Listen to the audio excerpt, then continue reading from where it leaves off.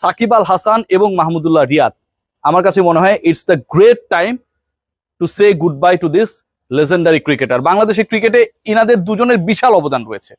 বাংলাদেশের ক্রিকেটকে ঋদ্ধ করার জন্য সাকিব আল হাসান যা করেছেন, বাংলাদেশের ক্রিকেট ইতিহাসের অন্য কোনো ক্রিকেটার ভবিষ্যতে তা করতে পারবেন বা তার ধারে কাছে যাবেন বলে আমি বিশ্বাস করি না, অন্তত আমার জীবন যতদিন থাকবে। মাহমুদুল্লাহ রিয়াদ অসংখ্য ম্যাচে বাংলাদেশকে অবিস্মরণীয় মুহূর্তের সাক্ষী করেছেন, কখনো জিতিয়েছেন, কখনো জেতাতে না পারার ট্রাজিক হিরো হয়েছেন।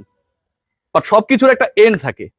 এবারের বিশ্বকাপে লাস্ট ম্যাচে সাকিব মাহমুদুল্লাহ যা করেছেন এবং যেভাবে করেছেন, আমার কাছে মনে হয় এটা অনেকটা ক্ষমার অযোগ্য।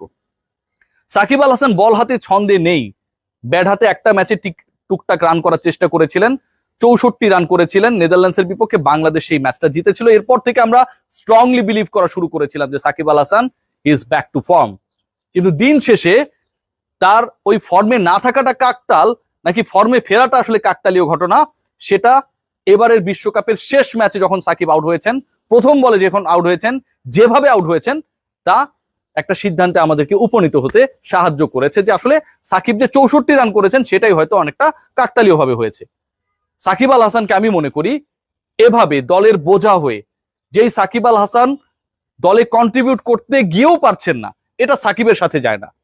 এটা সাকিবের ব্যক্তিত্বের সাথে, তার পারফরমেন্সের সাথে, তার কন্ট্রিবিউশনসের সাথে, সাকিব ময়তার সাথে কোনো কিছুর সাথে যায় না।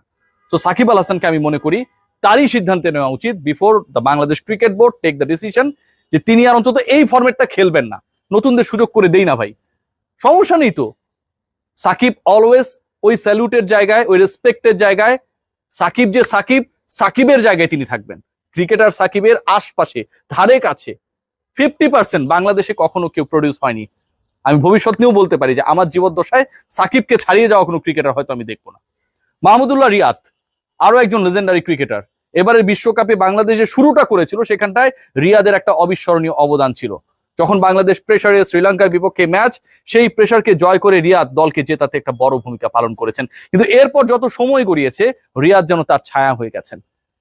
39-এর কাছাকাছি বয়স, রিয়াদ ভাই যা দিয়েছেন যথেষ্ট দিয়েছেন। টি-20 ফরম্যাটে আমি মনে করি রিয়াদ ভাইকে এবং একই সাথে বাংলাদেশ ক্রিকেট বোর্ডকেও রিয়াদের সিলেকশনের ব্যাপারে আর কোনো ধরনের প্রোঅ্যাক্টিভ রোল প্লে করা উচিত না। ওয়ানডে খেলছেন, তিনি খেলবেন, চ্যাম্পিয়ন্স ট্রফি পর্যন্ত পারফরমেন্স যদি থাকে খেলুন না, সমস্যা নেই। কিন্তু টি-20 ফরম্যাটটায় আফগানিস্তানের বিপক্ষে বাংলাদেশের ডিফিট, অন্য দলগুলো তরুণ ক্রিকেটাররা যেভাবে টি-20 অ্যাপ্রোচকে অ্যাপ্লাই করছে এবং বাংলাদেশের অভিজ্ঞরা যেভাবে তাদের কাছে ডিফিটেড হচ্ছে, বিট হচ্ছে, তাদের রোল প্লে করতে বারবার ব্যর্থ হচ্ছে, এবং তাদের কারণে অন্তত দুটা স্লটে আমি আমার ক্রিকেটারদের, মেধাবী ক্রিকেটার থাকার পরেও তাদের সুযোগ করে দিতে পারছি না, ইন্টারন্যাশনাল টি-20 এক্সপেরিয়েন্সটা দিতে পারছি না। এটা যদি কন্টিনিউ হয়, এর থেকে দুঃখজনক কোনো কিছু হবে না। রিয়াদ সাকিবের ক্যারিয়ার নিয়ে আমরা যতই স্তুতি করি না কেন, দিন শেষে আমরা কেউই চাই না যে এই দুই লেজেন্ডারি ক্রিকেটার বাংলাদেশ দলের বোঝায় পরিণত হোক। সাকিব রিয়াদকে গুড বাই বলার সময় হয়েছে, এবং তারও আগে আমার কাছে মনে হয় একটা ব্যাপার নিয়ে ভাবা দরকার। বাংলাদেশের যে কোচিং প্যানেল, যারা বাংলাদেশের দলটাকে রোল করাচ্ছে, তারা কি আসলেই তাদের দায়িত্ব পালনের যোগ্য নাকি না? আমার কাছে মনে হয় এই প্রশ্নের উত্তর বাংলাদেশ ক্রিকেট বোর্ডের সংশ্লিষ্ট ডিপার্টমেন্ট খুব ভালো করে জানে। কিন্তু লোক লজ্জার ভয় বা আমরা অতীতে ভুল ডিসিশন নিয়েছি, এখন সঠিক কথা বললে অতীতের ডিসিশন ভুল ছিল, এটা সামনে চলে আসবে দেখে আমি আমার পরের সিদ্ধান্তটা স্ট্রিক্ট ওয়েতে নেব না, এই টেন্ডেন্সিটাও ভাই সাপোর্টেবল না।